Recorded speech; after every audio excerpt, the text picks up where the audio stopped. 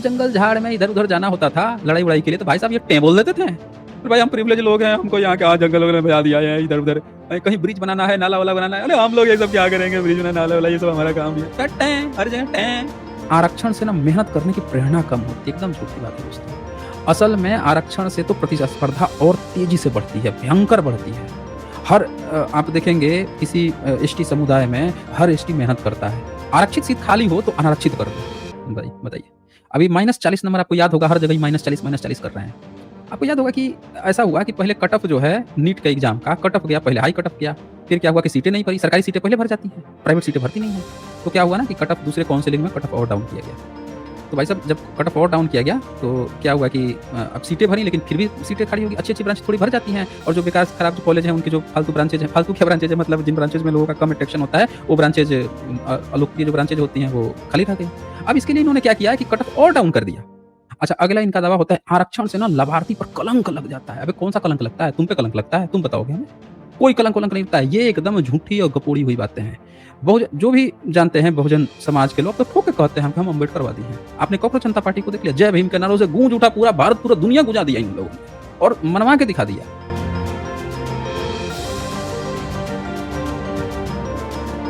दावा जाति जनगणना समाज को बाँटती है। अब आप देखें कि सारे प्रॉब्लम की जो जड़ है, बार-बार जो बातें आ रही है, वो आ रही है डेटा। कहाँ है तुम्हारा डेटा जिसके आधार पर तुम इतनी सारी बातें कर रहे हो? वो आएगी जाति जनगणना से। तो जब बात आती है कि जाति जनगणना हो, तब ये देखिए यही धूर्त चून गैंग क्या कहता है, भाई साहब इसे समाज बढ़ता है, समाज कैसे बढ़ जाएगा बे?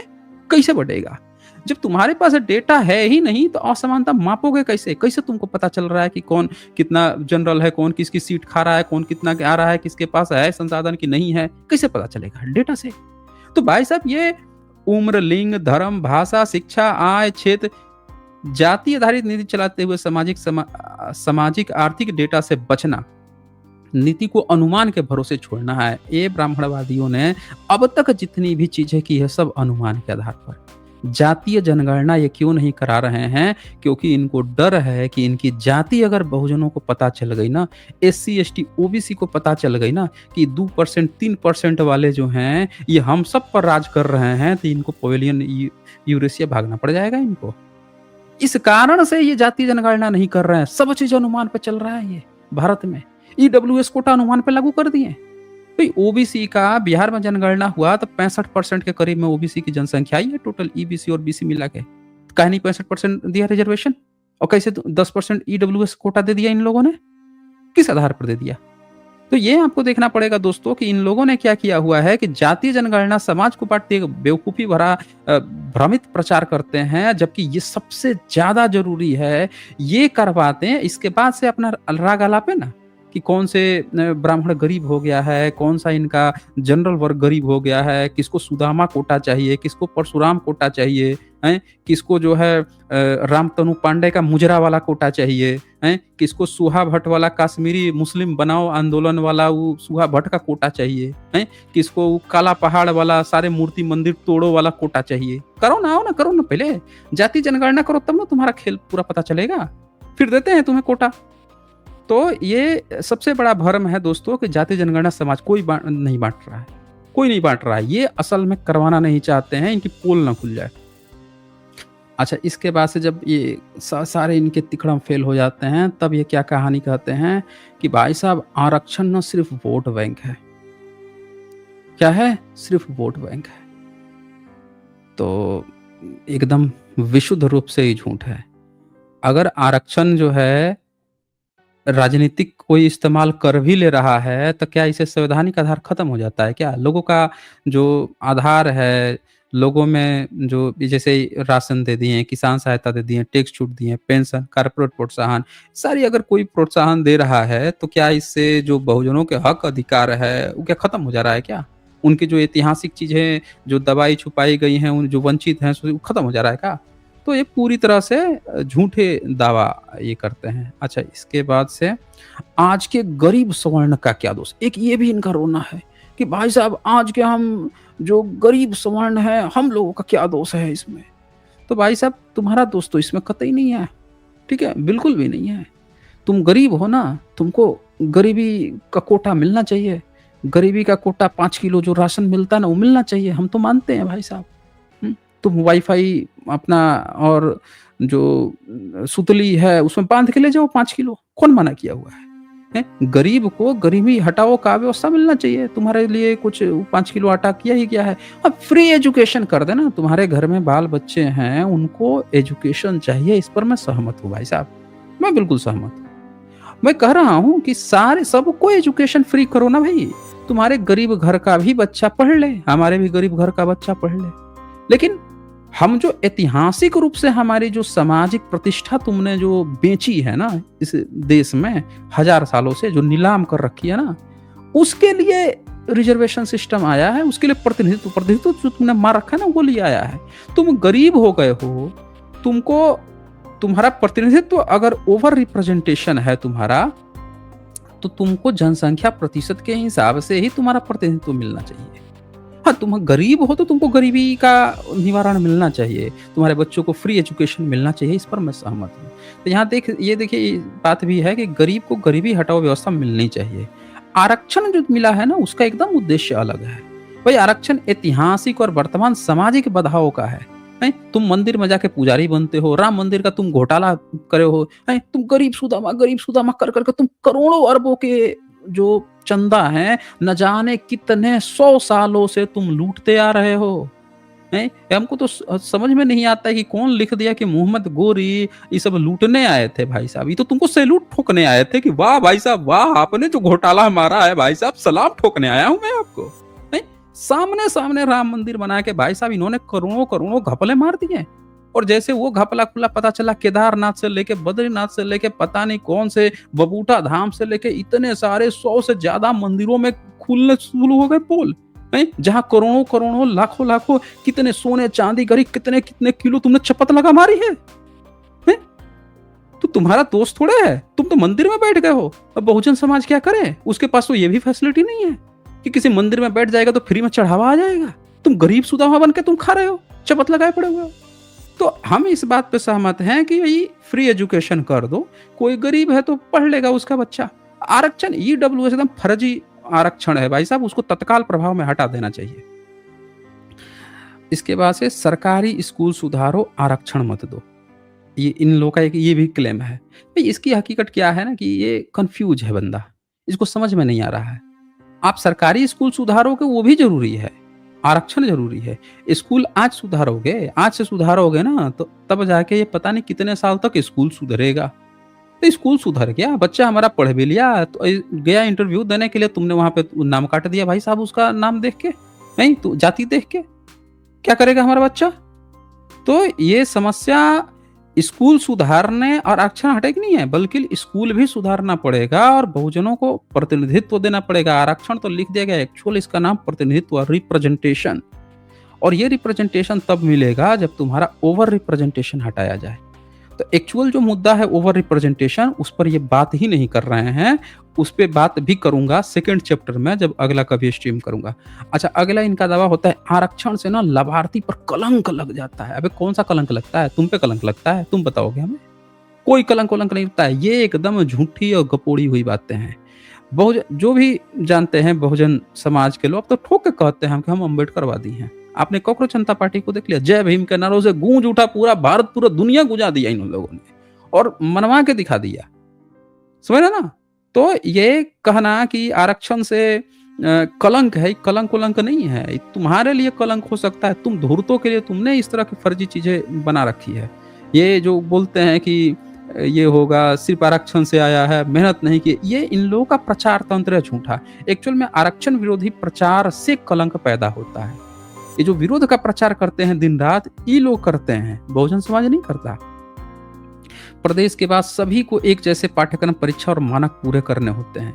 आप एक बार एडमिशन हो जाता है, कितना भी नंबर आया, 60 70 80 जो भी कट ऑफ है पार किया, स्कूल में गया, कॉलेज में गया, यूनिवर्सिटीज में गया, वहां जाने के बाद से अब वहां के फिर से रहता है कि भाई साहब इतना परसेंट लाओगे, 60%। मेडिकल में तो 65 से नीचे फेल ही माना जाता है। 60 इंजीनियरिंग में भी, इंजीनियरिंग में मेरे ख्याल से 55 या 60 है या 50 है कहीं कहीं पे, और मेडिकल में और 5% 55 या 60% है, उससे नीचे 65% है, उससे नीचे को फेल माना जाता है। तो कोई भी व्यक्ति इतना प्रतिशत लाएगा फर्स्ट डिवीजन, लाएगा ही लाएगा। अगर नहीं ला रहा है तो वो फेल है। तो वो ऐसे ही उसको डिग्री नहीं मिलनी है, ऐसे ही नहीं मिलनी है। और अगर कोई पार कर जा रहा है तो ये कहना कि भाई साहब ये वो नहीं टैलेंट नहीं है, एकदम अपने आप में झूठी बात है। संस्थानों में जाति आधारित भेदभाव रोकने के लिए यूजीसी के निर्देश आवश्यक हैं। अभी देखिए जब यूजीसी का निर्देश सारा चुनगंग विरोध करना शुरू कर दिया, सब रोड पे उतर आया। जैसे ही भेदभाव ओबीसी के से रोहित वेमुला जो हैं उनकी पिता ओबीसी थे और उनको ओबीसी कहा गया, एससी-एसटी एक्ट नहीं लगा रहे थे। तो कोर्ट ने कहा कि भैया आप जो है ओबीसी पे कुछ नियम बनाइए कि बच्चों के साथ भेदभाव ना हो, और भी ओबीसी बच्चों के साथ भेदभाव के कारण मर गए। तो जब यूजीसी के कानून आया कि ओबीसी को भी एससी-एसटी के साथ शामिल किया जाए, तो ये सारा चुन-गैंग जो है रोड पे उतर आया। सब रोड पे उतर आए। तो रोड पे क्यों उतर आए भाई साहब ये? जब एससी-एसटी, ओबीसी के साथ तुम भेदभाव करते हो, उनको जब हक और राइट दिया जा रहा है तो तुम विरोध भी कर रहे हो। तो इसीलिए ये कहना कि आरक्षण से लाभार्थी पे कलंक लग जाता है, ये एकदम झूठ बात है। ये खुद ही जो ओबीसी है उनको एससी में डाला क्या जा रहा था, एससी की तरह उनको दिया जा रहा था, जो फैसिलिटी दी जा रही थी कि उनके साथ भेदभाव नहीं होगा, तो ये खुद ही विरोध करने पहुँच गया। यहाँ कहानी कर रहे हैं कि कलंक लग जाता है, हैं? ओबीसी तो नहीं गया था, ये खुद पहुँच गए थे। तो सम्मानजनक वातावरण भी उतना ही ज़रूरी है। आरक्षण प्रतिनिधित्व बढ़ाता है, किसी की योग्यता नहीं छीनता। अच्छा, आरक्षण की इनका नेक्स्ट दावा, आरक्षण की अंतिम तारीख तय होनी चाहिए। एक इनका ये भी है, सबसे बड़ा दर्द है चुन गए का कि भाई साहब ना ये कब तक आरक्षण। अबे तुम लोगों को क्या चीज़ का दर्द है बे? क्या चीज़ का दर्द है? तुमने क्यों नहीं आज तक डिसाइड कर दिया कि तुम्हारे मंदिरों में ब्राह्मणों ने बहुत साल हो गए हैं, इतने सालों से अगला 1000 साल तक अब बहुजन इसके सारे पुजारी बनेंगे। क्यों नहीं तुम तय कर लेते हो? क्यों नहीं तुम तय कर लेते हो कि सारे यूनिवर्सिटी और ये जो शिक्षा का हक तुम लोगों ने ले रखा है, अब ये सारे बहुजनों को दे देना चाहिए और तुमको एससी, एसटी, ओबीसी बन के और अगले 1000 साल तक जीना चाहिए, बिना शिक्षा के, बिना किसी प्रतिनिधित्व के। और एससी, एसटी, ओबीसी को ये सारे अधिकार दे देने चाहिए 100% के साथ। क्यों नहीं कर लेते हो एक बार? एक बार कर लो। 1000 साल बीत जाएगा, फिर आ जाना बराबर-बराबर सब बन जाएगा फिर। हैं? तुम बराबर की बात नहीं और तुमको अंतिम तारीख चाहिए? हम अंतिम तारीख दे दे रहे हैं। 1000 साल जिस तरह से बहुजनों ने पिछले 1000 साल जिए हैं, वैसी ही ज़िंदगी तुम्हें जीनी है। सारे पद प्रतिष्ठा छोड़ दो, तुमको नालियाँ साफ करनी है। सारे नालियाँ साफ करो शहरों की। तुम लोगों को सारे जितने पद पोज़ीशन सब चीज़ पूरा छोड़ दो और बैठ जाओ, रोड साफ करो, लोगों के घर में बर्तनें मांजा करो। ये सब काम करो ना अगले 1000 साल तक। और ये सारी फैसिलिटी जो है सारे बहुजन एससी, एसटी, ओबीसी को उठाने दो जो तुम उठा के आए हो। और जो ये काम किए हैं वो तुम काम करो। 1000 साल तक मैं तारीख दे रहा हूँ। फिर वो जो 1000 साल बीत जाएगा, फिर हम सब एक साथ मिलके अब बराबर-बराबर कर लेंगे। हाँ भैया, आप चलो टैलेंट की बात करते हैं। टैलेंट की बात करते हैं ना, बराबर तारीख तय हो जाती है। तो ये आप देख सकते हैं, ये झूठे जो कपोड़े हैं ये हाँकते हैं। आप इसको कई सारे चीज़ों में देख सकते हैं कि भाई जनसंख्या प्रतिशत, सब में बार-बार यहाँ पे बात आती है ना जनसंख्या प्रतिशत, कि भाई जो ओबीसी है अगर 65% तो वो 65% अगर उसकी सारी प्रतिनिधित्व मिल जाता है तो भाई आप उसकी करो समीक्षा। शिक्षा में भागीदारी आप देखो, अगर ओबीसी का जितना जनसंख्या प्रतिशत है 65% है, अगर सारे प्रोफेसर 65% ओबीसी बन जा रहे हैं तो ठीक है, बराबर हो रहा है ना मामला। अब बात की जा सकती है इस पे। उच्च पदों में उपस्थिति, आप सारे ऊँचे पदों में देख लो कि जितना एससी, एसटी जितने प्रतिशत हैं, ये जितने प्रतिशत हैं, ये सारे लोगों का जनसंख्या प्रतिशत के हिसाब से वो सारी भागीदारियाँ मिल रही हैं कि नहीं? मिल रही हैं तो ठीक है, ओके, तब बात होगी ना।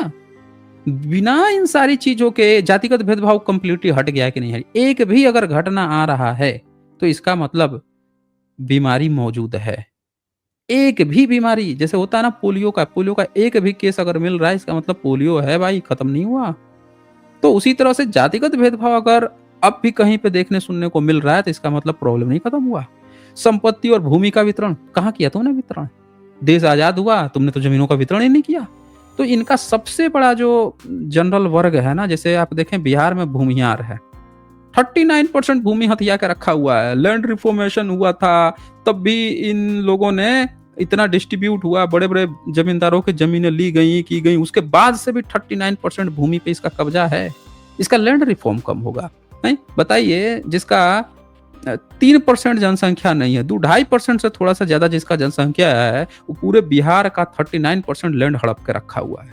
तो इन लोगों की जो ताकत है ना, इनकी जो दादागिरी है, इनकी जो निकलती है, अकड़ निकलती है, इनका लैंड है। लैंड का जब तक डिस्ट्रीब्यूशन नहीं हो जाता है एससी, एसटी, ओबीसी में, तब तक इन लोगों की जातिवादी अकड़ नहीं निकलेगी। इनकी जातिवाद अकड़ निकालने के लिए लैंड का डिस्ट्रीब्यूशन होना सबसे पहले ज़रूरी है। आप अगर किसी को चाहिए कि आरक्षण की तारीख तय करना चाहता है, तब पहले सारा लैंड इक्वली डिस्ट्रीब्यूट कर दे एससी, एसटी, ओबीसी में। अपना जनसंख्या प्रतिनिधित्व के हिसाब से अपना लैंड ले ले, बाकी डिस्ट्रीब्यूट करे। जब कर देगा पूरा डिस्ट्रीब्यूट, फिर तारीख देंगे ना अब। अगला 200, 300, 400, 500 साल में कब ये बाकी की सारी चीज़ें फुलफ़िल हो रही हैं। तो आपको ध्यान देना पड़ेगा दोस्तों, अभी सिर्फ़ हम बात कर रहे हैं सरकारी नौकरीज़ की, फिर अभी प्राइवेट नौकरी में तो अब रिप्रेजेंटेशन ही नहीं आ पाया एससी, एसटी, ओबीसी का। अभी लैंड रिफ़ॉर्म अभी बाकी है दोस्तों मेरे, ये सबसे बड़ा इनकी अकड़ जो घूम रही है ना, ये अकड़े बने घूमते रहते हैं दिन-रात, जाति का जो गाना गाए रहते हैं, इनकी सारी अकड़ जो है ना लैंड में बसी हुई है। ज़मीनें कब्ज़ा-कब्ज़ा के बैठा है इन्होंने, समझ रहे ना? वो रिफ़ॉर्म होना सबसे ज़्यादा ज़रूरी है। सामाजिक गतिशीलता, आरक्षित वर्गों के अंदर असमान, ये बहुत सारी चीज़ें हैं। चलें अब आगे बढ़ते हैं। इसके बाद से पदोन्नति में आरक्षण प्रशासनिक क्षमता घटाता है, एकदम झूठी और बेवकूफ़ गँवार वाली बातें हैं। भई इसके सारे नियम हैं। पदोन्नति ऐसे थोड़ी होती है, आपका एक्सपीरियंस देखा जाता है, कार्यक्षमता, सारी चीज़ें होती हैं, सारे मानक हैं, उन सारी चीज़ों को देख के तब वो बनता है, बनाया जाता है। अगर कोई भी जिस पोज़ीशन पर गया है, गवई साहब आए थे, तो उन्होंने क्या-क्या खराब कर दिया? बताइए? क्या-क्या चीज़ है, जो-जो ये चाहते थे वही-वही तो वो कर रहे थे। क्या खराब कर दिए? राष्ट्रपति मुर्मू जी इन्होंने बना दिया, वो बनी हुई हैं। क्या-क्या उन्होंने खराब कर दिया? भाई जो-जो ये चाहते थे उन्हीं के हिसाब से तो काम कर रही हैं। तो यहाँ आप देख सकते हैं दोस्तों कि पदोन्नति से आरक्षण ये अपने आप में सबसे बड़ा झूठ है। आपके सामने ये लोग हैं, कोविद जी भी बने थे, क्या खराब कर दिए? भाई जो-जो ये लोग चाहते थे इनके हिसाब से चल रहे थे, तो काहे नहीं तुम एससी, एसटी, ओबीसी को प्रमोशन दे रहे हो भाई? क्या दिक्कत है तुमको? तो ये कोई आरक्षण प्रशासनिक क्षमता नहीं घटाता है। और बहुत सारी बातें हैं इसमें, मैं तो इन पे कटाक्ष बोल रहा हूँ अभी। दावा, एक परिवार का आरक्षण केवल एक बार मिले। देखिए ये एक फेक क्लेम ये लोग हमेशा फैलाते हैं। असल में एकदम झूठ है, इसको आपको ध्यान से समझना पड़ेगा। मान लीजिए एक कॉलेज में एक लड़के को मिल गया आरक्षण। अब उसकी बहन है या उसका जो दूसरा भाई है, क्या भाई साहब उसको भी सारी चीज़ें मिल गई क्या? आप कहोगे कि एक परिवार में आरक्षण एक बार मिले, एक को मिल गया तो? वो दोनों के जाति वैसे ही चिपकी हुई है, जातीय दंश, ऐतिहासिक पृष्ठभूमि वैसे है, सामाजिक भेदभाव वैसे ही, उन दोनों का क्या होगा? तो ये एकदम बेवकूफ़, व्यावहारिक स्तर पे ही बेवकूफ़ाना वाली बात है। क्या एक बच्चे के कॉलेज प्रवेश के बाद उसकी बहन नौकरी में आरक्षण नहीं ले सकेगी? क्वेश्चन है ना? क्या परिवार का एक सदस्य क्लर्क बन जाए तो पूरा परिवार सामाजिक रूप से प्रतिनिधित्व प्राप्त मान लिया जाएगा? क्वेश्चन है ये। ऐसा नियम बड़े परिवारों, महिलाओं और ग्रामीण समुदायों को असमान रूप से नुकसान पहुंचा सकता है। हर जगह नुकसान पहुंचा सकता है। तो ये बहुत सारी चीज़ें हैं इसमें। अच्छा, एक और ये कहते हैं कि जाति के बजाय क्षेत्रीय पिछड़ापन आधार बने। देखें, क्षेत्रीय पिछड़ापन भी है पहलू, लेकिन जातीय पहलू को हटाना अपने आप में बेवकूफ़ी है। क्योंकि आप ध्यान से देखेंगे तो एक ही पिछड़ा जिला में जो भूमि है, कोई किसी के पास ज़्यादा भूमि है, पिछड़ा इलाका है, ग्रामीण क्षेत्र है, लेकिन वहाँ पे भी जाति में सब बँटे हुए हैं। तो आप वहाँ पे भी कोई ज़मींदार होगा, वहाँ पे भी कोई ओबीसी होगा, वहाँ पे भी कोई एससी, एसटी होगा। तो आप ये कह देंगे कि ये सब के सब पिछड़े हैं शहर के सब अच्छे हैं, तो शहर में भी तो मान लेते हैं एससी, एसटी, ओबीसी होगा, वो कहाँ से एडवांस हो जाएगा? वो भी वहाँ पे गरीब होगा, वहाँ भी कुछ संसाधनों की कमी। तो इसीलिए क्षेत्रीय आधार पर जाति के बजाय ये भी अपने आप में मूर्खता भरी बातें हैं। ये सारे पॉइंट्स हैं, इसको आप देख सकते हैं। फिर ये क्या कहते हैं, अंतरजातीय विवाह करने वालों को ना आरक्षण मिलना चाहिए, बाकी सबका आरक्षण हटा दिया है। तो ये अपने आप में बेवकूफ़ी भरी बात है दोस्तों। असल में अंतरजातीय विवाह से आरक्षण का कुछ ज़्यादा लेना-देना है नहीं। अंतरजातीय विवाह इसका एक पूरक है कि हाँ, चलो करना चाहिए, इससे आपको हेल्प मिलेगी, दूसरी एक-दूसरे जातियों को समझ मिलेगी। लेकिन इसका मतलब ये नहीं है कि इससे जो जातीय भेदभाव ये सारी चीज़ें हैं बाकी लोगों का वो सब खत्म हो जाएगा। अरे एक इंटरकास्ट मैरिज होगा, लेकिन उसके क्या घर परिवार वाले जो हैं उन सब के साथ वो खत्म हो जाएगा? नहीं। व्यक्तियों के इससे अब देखिए इसके साथ दिक्कत क्या आएगी कि व्यक्ति को जीवन साथी चुनने पर सरकारी दबाव आ जाएगा। अब कोई भी अपना मनपसंद चीज़ नहीं चु पाएगा। अब सरकारी दबाव, जैसे माता-पिता का दबाव रहता है, अब सरकारी दबाव आ गया कि भाई साहब ये आरक्षण लेने के लिए भाई इंटरकास्ट मैरेज ही करना पड़ेगा। फर्जी विवाह होना शुरू हो जाएगा। आप जानते हैं फर्जीवाड़ा कितना विवाह होता है। अभी आप देख लीजिए, विदेश में रह जाए, एनआरआई रह रहा है, एनआरआई रह रहा है, लड़की ब्याह देते हैं, पता चलता है कि वहाँ पहले से ही 2 शादी 2-4 बच्चे पैदा किए हुआ है, आया यहाँ से शादी करके 10 दिन काटता है, मौज काटता है, फिर निकल लिया भाई साहब छोड़-छाड़ के। बहुत सारे केसेस आए हैं इंडिया में। तो ये बहुत सारे फर्जी विवाह भी होने शुरू हो जाएँगे। महिलाओं पर हिंसा या दबाव हो जाएगा। अविवाहित लोगों के साथ अन्याय होना शुरू हो जाएगा। विधवा और तलाकशुदा व्यक्तियों की जटिल स्थिति, बहुत सारी चीज़ें आ जाएँगी। तो ये भी एक फर्जी दावा है। आरक्षित सीट खाली हो तो अनारक्षित कर दो। भाई बताइए। अभी -40 नंबर आपको याद होगा, हर जगह ही -40 कर रहे हैं। आपको याद होगा कि ऐसा हुआ कि पहले कट ऑफ जो है नीट के एग्ज़ाम का कट ऑफ गया, पहले हाई कट ऑफ गया। फिर क्या हुआ कि सीटें नहीं भरी, सरकारी सीटें पहले भर जाती हैं, प्राइवेट सीटें भरती नहीं हैं। तो क्या हुआ ना कि कट ऑफ दूसरे काउंसलिंग में कट ऑफ और डाउन किया गया। तो भाई साहब जब कट ऑफ और डाउन किया गया तो क्या हुआ कि अब सीटें भरी, लेकिन फिर भी सीटें खाली होगी। अच्छी-अच्छी ब्रांच थोड़ी भर जाती हैं और जो बेकार खराब जो कॉलेज हैं उनके जो फालतू ब्रांचेज़ हैं, फालतू क्या ब्रांचेज़ है, मतलब जिन ब्रांचेज़ में लोगों का कम अट्रैक्शन होता है, वो ब्रांचेज़ अलोकप्रिय जो ब्रांचेज़ होती हैं वो खाली रह गई। अब इसके लिए इन्होंने क्या किया है कि कट ऑफ और डाउन कर दिया।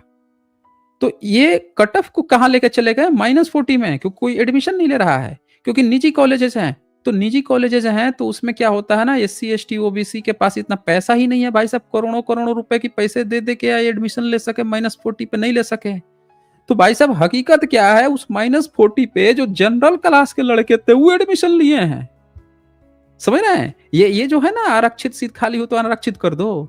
ये आप पूरे भारत की हकीकत है, जहाँ-जहाँ एससी, एसटी, ओबीसी की सीटें खाली है, वहाँ पे जाके जनरल ले रहा है। तो -40 पे कौन एडमिशन ले रहा था? जनरल वर्ग का लड़का जाके ले रहा था। समझ रहे हैं? और इन लोगों ने क्या फैलाया कि -40 ये ऐसे दिखा रहा है जैसे एससी, एसटी, ओबीसी की -40 कट ऑफ गई है। अरे वो कट ऑफ इन्होंने दिया एडमिशन के लिए, कोई एससी, एसटी, ओबीसी के पास उतने निजी स्कूलों में, निजी में जाने में पैसे नहीं है उनके पास, और ना ही वो किसी अलोकप्रिय उसमें जाना चाहते हैं। वो बेहतर में जाना चाहते हैं, अगले साल दे देंगे फिर। अगले साल सीट खाली होगी, कहीं मिल जाएगी, मिल जाएगी। तो जनरल वर्ग वाले जाके लिए हैं उस पे एडमिशन। तो ये क्या कह रहे हैं कि तुरंत अनारक्षित। अब ये सही नहीं है मामला, एक्चुअल में ये मामला सही नहीं है। क्यों? क्योंकि क्या करते हैं कि जैसे नौकरी की बात है, तो एससी, एसटी, ओबीसी की नौकरी है, वो क्या करते हैं कि भर्ती विज्ञापन ठीक से नहीं करते। पता ही नहीं चलता एससी, एसटी, ओबीसी को, सिर्फ जनरल को। अब प्राइवेट जो होते हैं ना, प्राइवेट जो संस्थाएँ होती हैं, पता नहीं कैसे वैकेंसी निकालेंगे धीरे-धीरे, इनके अपने लोगों को सबको पता होगा, इनके कॉन्टैक्ट्स को पता होगा, बाकी किसी को पता भी नहीं चलेगा। अच्छा, पात्रता अनुसूचित रूप से सीमित थी या नहीं थी, ये क्या करते हैं अपने लोगों की भर्ती, ब्लॉकेज, बैकलॉग भर्ती हुई या नहीं हुई, साक्षात्कार में पक्षपात था या नहीं, सारे मानक आप देखोगे ना। आप पता चला कि एससी, एसटी, ओबीसी है, आपने क्या किया, एनएफएस लगा दिया, हैं? नॉट फाउंड सूटेबल लगा दिया आपने, लिया ही नहीं, उस जगह पर आपने जनरल वर्ग को हायर कर लिया। तो ये बहुत सारे फर्जीवाड़ा कर सकते हैं ये, इनके इस उस पे। इसके बाद से इनका दावा रहता है आरक्षण से ना मेहनत करने की प्रेरणा कम होती है। एकदम झूठी बात है दोस्तों। असल में आरक्षण से तो प्रतिस्पर्धा और तेजी से बढ़ती है, भयंकर बढ़ती है। हर आप देखेंगे किसी एसटी समुदाय में हर एसटी मेहनत करता है कि यार अगर कट ऑफ 65 है ना, मुझे तो कम से कम 65 तो ले ही आना है, और क्या पता इस बार कट ऑफ कहीं 70 चला गया तो, कहीं 80 चला गया तो, और मेहनत करना है आगे निकलने के लिए। तो हर सोचिए कि हर समुदाय में वो प्रतिस्पर्धा और तेजी भाग रही है अपनी-अपनी कट ऑफ को आगे निकलने के लिए। तो ये कहना कि आरक्षण से मेहनत कम करने की प्रेरणा एकदम झूठी बात है, बल्कि और ज़्यादा वो मिलती है, प्रेरणा मिलती है कि यार अगर कम रह गया, मेरी तैयारी कम रह गई, मेरा नहीं हो पाया, कट ऑफ और आगे निकल गया, तो फिर मेरा क्या होगा? तो और ज़्यादा प्रेरणा मिलती है। समझ रहे हैं ना? तो ये एकदम झूठी गपोड़ क्लेम है। इसके बाद से क्या इनका दावा रहता है, सेना, विज्ञान, चिकित्सा और तकनीकी क्षेत्रों में आरक्षण होना ही नहीं चाहिए भाई साहब। अब इनकी हकीकत क्या है कि अंग्रेज जब भारत में आए थे तो उन्होंने ना क्षत्रियों की, राजपूतों की बना दी वो। इन्होंने कहा भाई हम क्षत्रिय हैं, हम लड़ाई-वड़ाई करते हैं, बना दी। अब जंगल झाड़ में इधर-उधर जाना होता था लड़ाई-वड़ाई के लिए, तो भाई साहब ये टें बोल देते थे। अरे भाई हम प्रिविलेज लोग हैं, हमको यहाँ क्या जंगल वगैरह में भजा दिया है इधर-उधर, कहीं ब्रिज बनाना है, नाला-वाला बनाना है, अरे हम लोग ये सब क्या करेंगे, ब्रिज बनाना, नाला-वाला ये सब हमारा काम नहीं है। टें, हर जगह टें। तब जाके इन लोगों ने, आपने देखा होगा कि नॉर्थ ईस्ट में जो लड़ाइयाँ लड़ रही थी जापान से, और कई सारी चीज़ें और लड़ाइयाँ हुई थी, इन्होंने जब चमार वो बनाई, रेजिमेंट बनाई थी, और इन्होंने अहिर रेजिमेंट बनाई थी। आपने देखा होगा कि जो एससी एसटी ओबीसी के जो रेजिमेंट थे वो ज़्यादा सफल हुए। इनको आदत थी, इनको कम खा के भी ज़्यादा काम करने की आदत थी, रूखा सूखा खा के भी काम करने की आदत थी। ये जो प्रिविलेज वर्ग से थे, जो अपने को घोषित कर रखे थे सेना में, ये है वो है, ये सब ऐसी जगहों पे टें बोल जाते थे भाई साहब ये। तो ये एकदम झूठी बात है कि इन सब में आरक्षण हटा दो भाई साहब। हकीकत है कि एससी एसटी ओबीसी कामेरा वर्ग है, ज्यादा मेहनत कश वर्ग है, अब विषम से विषम परिस्थितियों में ज्यादा काम कर ले जाता है, जिनमें ये प्रिविलेज लोग कभी काम नहीं कर पाए हैं। तो इसमें जरूरत जो होती है प्रशिक्षण की होती है, कोई भी जाति का हो, आप उसको प्रशिक्षण दीजिए और उसको सारी जो भी चीजें हैं वो बेहतर करेगा ही करेगा। अच्छा, इसके बाद से ये क्या कहते हैं, आरक्षण केवल प्रतिनिधित्व की राजनीति है। तो ये देखें, ये फिर से वही बेवकूफानी वाली बात आ गई इसमें ना, कि प्रतिनिधित्व की राजनीति है। एक्चुअल में संवैधानिक इसका उद्देश्य है। आरक्षण जो है राजनीति नहीं है, प्रतिनिधित्व। आप प्रशासन है, प्रशासन में अगर आप नहीं दोगे प्रतिनिधित्व, तो ये तो वही बात हो जाएगी कि कोई एक जाति है, उसने पूरे देश को गुलाम बना रखा है। जैसे अंग्रेज थे, उनकी एक जाति है, उन्होंने पूरे देश को गुलाम बना, क्यों गुलाम रखा? क्योंकि अंग्रेज ही सारे टॉप पोजीशन पे हैं। तो जब एक ही तरह के जाति जब हर जगह के पोजीशन पे रहेगी और बाकी सारी जातियां नहीं रहेंगी, तो इसका मतलब होता है उस जाति ने उस देश पर कब्जा कर रखा है। तो अगर आप नहीं दे रहे हो, चाहे विश्वविद्यालय हो, न्याय व्यवस्था, चिकित्सा, इंजीनियरिंग, नीति निर्माण, प्रशासन, तो इसका मतलब ये है कि एक जैसे ब्राह्मण है और उसने हर जगह कब्जा, तो इसका मतलब क्या होगा कि ब्राह्मणों ने इस देश को गुलाम बना रखा है। तो फिर ब्राह्मण यूरेशिया भगाओ आंदोलन शुरू हो जाएगा भाई साहब। ये प्रतिनिधित्व की राजनीति नहीं है, ये इस देश का मूल राइट है, नहीं तो खदेड़ के भगा देंगे सब पूरे के पूरे। अच्छा, इसके बाद से आरक्षण से जातीय पहचान मजबूत होती है। ये एकदम झूठ बात है, ये तो शायद मैं बता भी चुका हूँ आप लोगों को कि ये जातीय पहचान नहीं मजबूत होती है। कहते हैं ना, ये मैं आप शायद डिस्कस कर चुका हूँ, बता चुका हूँ मैं आप लोगों को शुरू में, ये एक्स्ट्रा आ गया है। चलिए, तो मेरे ख्याल से मैंने प्रयास किया, देख लीजिएगा 28, 29, 30 कितने पॉइंट्स को मैंने हाइलाइटेड किया है। और इसमें ये आज मैंने जो बताया है ये सिर्फ फर्स्ट पार्ट है। इसमें फिर कभी मैं स्ट्रीम करूँगा, तो इसके सेकंड पार्ट जो ओवर रिप्रेजेंटेशन, कहाँ-कहाँ ये ओवर रिप्रेजेंटेड है। अभी मैंने जो दिखाया ये इसलिए दिखाया क्योंकि बहुत सारे लोगों के कमेंट्स आ रहे थे और सजेशन आ रहे थे कि सर पहले तो उन प्रश्नों को आप लेकर आइए कि अपने लोग तो समझे कम से कम कि कौन से प्रश्न हैं जो ये हर जगह कहते हैं, उसका कैसे जवाब दिया जा सकता है, क्या चीज़ें हैं। या जो नई जनरेशन है, नए बच्चे हैं, वो जानते भी नहीं हैं कि इस तरह के क्वेश्चंस का एक्चुअल में उसके पीछे का क्या कारण है। तो इसलिए हमने ये स्लाइड्स से दिखाने का प्रयास किया है। अब यहाँ पे जो बात है ओवर रिप्रेजेंटेशन की, कि इनका जो ओवर रिप्रेजेंटेशन है, ये जब तक नहीं हटेगा, तब तक हर जाति का रिप्रेजेंटेशन कैसे पहुँचेगा, इक्वली कैसे डिस्ट्रीब्यूट होगा। 10 रोटी है, 10 लोग हैं, 2 ही मिल के 9 रोटी खा जा रहा है, 2 मिल के, 1 रोटी में बाकी के 9 लोग, बाकी के 8 लोग गुज़ारा करेंगे, हैं? ये असमानता है ना। ये क्या चाह रहे हैं कि देश के सारे सरकारी संस्थान, प्राइवेट संस्थान पर कुछ जो जातियाँ हैं गिनी-चुनी, इन्हीं सब लोगों का कब्जा हो जाए और बाकी सब लोग मुँह देखते रहें, गुलाम बन के रहें। तो ये आपको समझना होगा कि ब्राह्मणों का, ब्राह्मणवादियों का जहाँ-जहाँ ओवर रिप्रेजेंटेशन है, जितनी इनकी जनसंख्या 3%, अगर ये 3% से वहाँ ज़्यादा है, तो इसका मतलब ये ओवर रिप्रेजेंटेड है। और जहाँ-जहाँ ये ओवर रिप्रेजेंटेड हैं, वहाँ से इनको उखाड़ के फेंकना ज़रूरी है दोस्तों। और इसके लिए सारे लोगों को संगठित होना ज़रूरी है। ओबीसी को विशेषकर जातीय जनगणना करानी होगी ताकि आपको सही मात्रा में आपके जनसंख्या अनुपात पता चल सके, आपको संसाधन पता चल सके, इस देश का कितना संसाधन आपके पास है और कितना आपको मिल रहा है और कितना किस जाति के पास है। जब ये सारे आंकड़े होंगे तब जाके सही से ये जो सांसद हैं, विधायक हैं, ये सारी चीज़ें आपके लिए काम कर पाएँगी। तब जाके लोग आपकी आवाज़ उठा पाएँगे।